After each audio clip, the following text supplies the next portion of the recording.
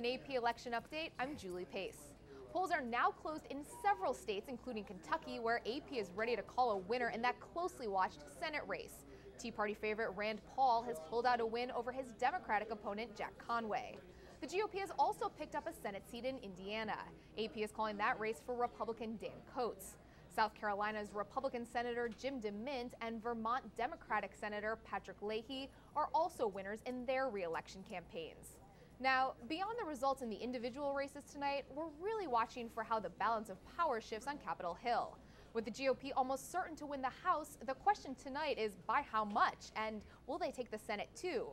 Joining me now is AP's national political reporter Chuck Babington. Now, Chuck, when we look at the results that we have in, do they tell us anything about the direction this night is going to go? Not really, Julie, because none of these were surprises. The two things to note is, as you said, that Dan Coats is a pickup for the Republicans. Evan Bayh, the Democrat, had that seat in Indiana. He retired. I think the more compelling story of these four early races is Rand Paul in Kentucky. He caused a sensation in May when he defeated the Republican establishment's handpicked candidate for that seat. And the Tea Party was already up and going. It gave it a tremendous boost. And now, at one point, the Democrats thought maybe Rand Paul would be too extreme even for Kentucky. It didn't work. Well, I know, Chuck, you were just out in Kentucky reporting on this race. So how did Rand Paul pull away from that idea of himself as an extremist candidate and really take this race?